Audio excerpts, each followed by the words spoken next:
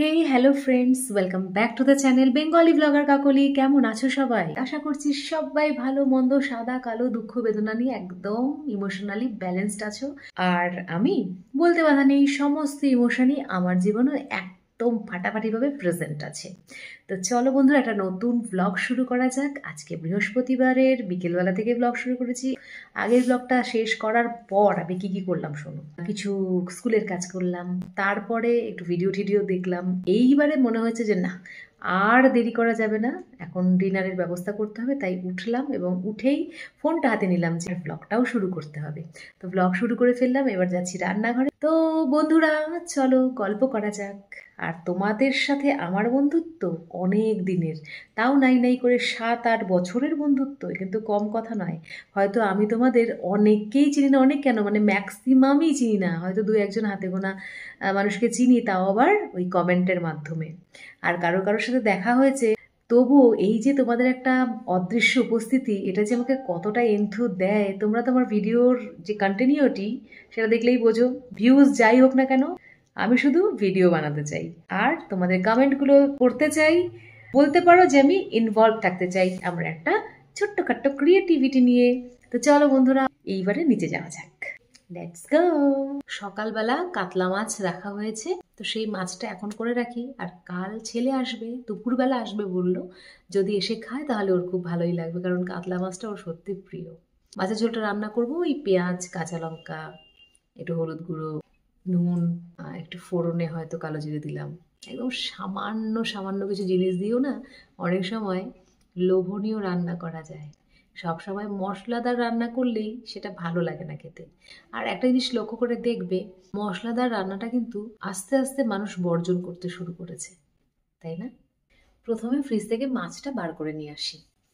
দেখো বন্ধু, এদিকে কিন্তু অনেক কাঁচা জামা কাপড় পরে আছে, ভাঁজ করবো। আগে একটু রান্নাটা কিছুটা কমপ্লিট করে নিই, তারপর অনেকটা মাছ, এদিকে বাঁধাকপি। এই যে বাঁধাকপিটা ভাবছি করবো আজকে। এখন না বাজারে এরকম দেখতে সুন্দর সুন্দর বাঁধাকপি পাওয়া যায়, কি সুন্দর ফুলের মতো। দেখো জ্যান্ত মাছ, তো অনেকগুলো মাছ, দেখো দুভাগে ভাগ করে নিলাম। এটা ফ্রিজে রেখে দেবো, ধুয়ে নিয়েছি সবগুলোই।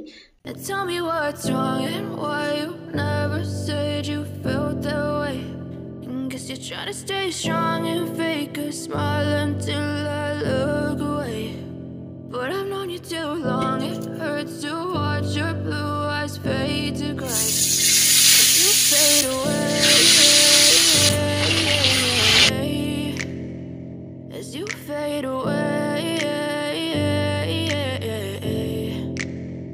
as you fade away, as you fade away. মাছগুলো ভাজা হয়ে গেছে, এবার এর মধ্যে এই দেওয়া যাক পেঁয়াজ।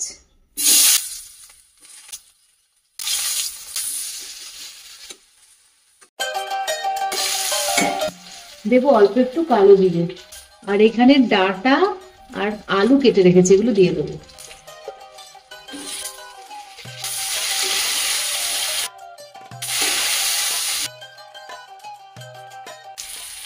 আর দেবো টমেটো।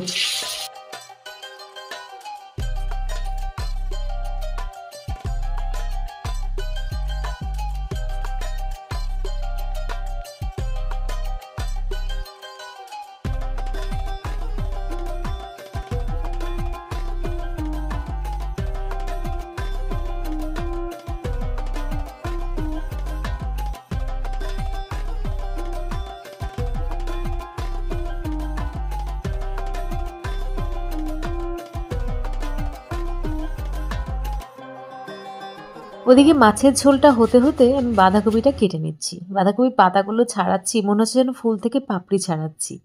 পাতাগুলো এভাবে ছাড়িয়ে নেওয়ার পর আরও কয়েকটা পাতা ছাড়িয়ে নিলাম, না হলে না ভেতরের থেকে এরকম লাইট গ্রিন কালারের বাঁধাকপিটা বেরোয় না।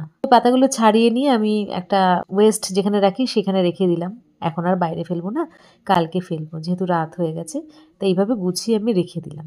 এবারে বাঁধাকপিটা কাটবো, তবে পুরোটা করব না, আজকে হাফই করব। কারণটা হচ্ছে পুরোটা যদি বাঁধাকপি করি তাহলে একবেলায় কি দুবেলায় শেষ হবে না। পর খেতে হয়, একই তরকারি বারবার খেতে ভালোও লাগে না, তারপরে তার খাদ্যগুণ নষ্ট হয়ে যায় এতবার খেলে। হ্যাঁ, ওই জন্য অল্প করে করছি, যাতে থেকে দুবেলার মধ্যে শেষ হয়ে যায়। আলু দিয়েই করব। আর এই যে একটু কেটে নিচ্ছি, আমি একটু বার করলাম চপিং বোর্ডটা, তার উপরে রেখে কেটে নিচ্ছি। আর ওইদিকে মাছটা আমার ফুটে হয়ে যাচ্ছে।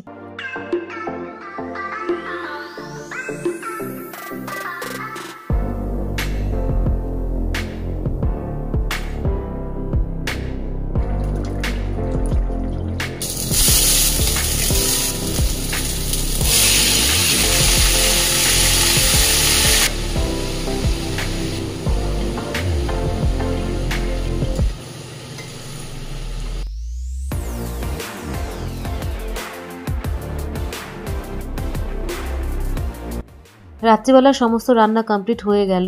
বাঁধাকপি আর এদিকে কাতলা মাছের ঝোল ডাটা আলু দিয়ে। কি কি রান্না করেছি দেখো, এই যে মাছের ঝোল, বাঁধাকপি, আর আরেকটা আগে ট্যাংরা মাছ ছিল, ভাত, রুটি। এদিকে আমি রান্না বান্না কমপ্লিট করে নিয়ে ভাত বেড়ে দিয়েছি টেবিলে দেখলে, কিন্তু এই যে জামা কাপড়গুলো গোছানো হয়নি বলে তার মাঝখানে আমি একটু গুছিয়ে নিচ্ছি। তো তারপরেই খেতে বসবো। এই কাজ মাথায় রেখে না খেতে ইচ্ছে করছে না। To the city streets, we began to feel the fire. We rise like tall buildings as the chemicals they take us higher. The night's young and it's just begun as she puts her hand in mine. We wanna chase the night, wanna dance to the light, pull the stars from the sky, just two hearts running wild, never sleep, never stop. Good morning friends. আর ছেলে আসবে বলে একটু রান্নাবান্না ছিল বলে আর সকাল থেকে ব্লগ করতে পারিনি, এই শুরু করলাম। স্কুলে যাচ্ছি। ফেরার পথে একটু বেগুনি নিলাম, দেখে লোভ হলো। একদম ছাকা তেলে ভাজা হচ্ছে।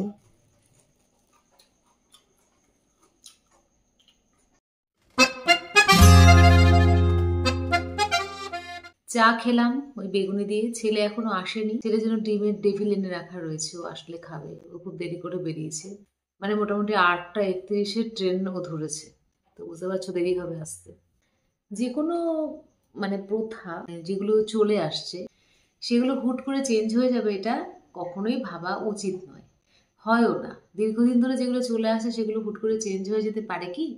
পারে না। কিন্তু তাই বলে যদি তার ডিমেরিটস দেখা যায় আস্তে আস্তে, তো সেগুলো যে কোনোদিন চেঞ্জ হবে না, এটাও একটা ভুল কথা।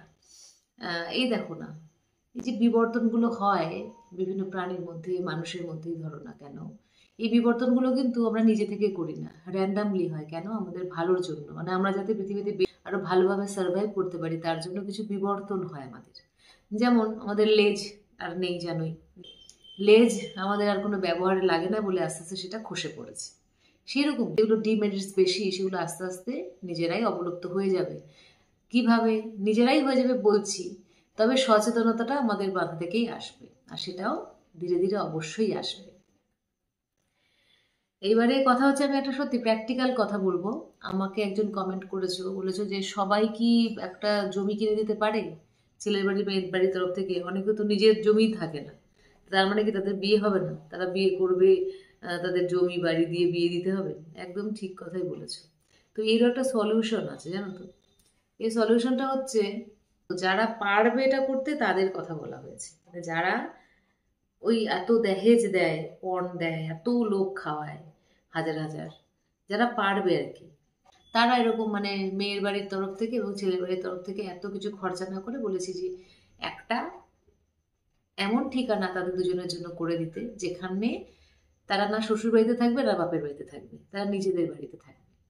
এই কথা আমি বলেছিলাম। হ্যাঁ, সবার পক্ষে সম্ভব নয়, এটা আমি মানছি। তো সেখানে একটা সলিউশন কি বলতো, একটা মেয়ে বিয়ে করে মানে ওই শ্বশুর বাড়ি চলে যাবে, মানে সমস্ত আগের যা নিজের শেকড় ছিল সেগুলোকে পেছনে রেখে দিয়ে, মানে ওখান থেকে পর হয়ে গিয়ে নানা রকম মিথ্য চলে আসছে না সমাজে, যে মেয়ে নাকি পর, পাড়ায়া ধান বলে হিন্দিতে, আর মেয়ে পরের বাড়ির জন্য। তো সেই জন্য আগে তো এমন ছিল যে মেয়েকে ঠিক করে পড়াশোনাও শেখানো হতো না, যে পরবর্তীকালে পরের বাড়িতে গিয়েই সে যত কিছু করবে, তাই তাকে ঠিক করে লেখাপড়াও করানো হতো না। যাকে এখন অনেকটা সেই সমস্ত ধ্যান ধারণা থেকে বেরিয়ে এসছে মানুষ। এই ধ্যান ধারণা থেকে বেরিয়ে যেহেতু আসছে, তাই পরবর্তী স্টেপটাও তো অবশ্যই নিতে হবে না। তো তারা একটা জিনিস করতে পারে যে ছেলে এবং মেয়ে দুজনের জন্যই দুটো বাড়িতেই সমানভাবে গ্রহণযোগ্যতা লাগবে। মানে তারা চাইলে 50% করে টাইম দুই বাড়িতেই কাটাবে।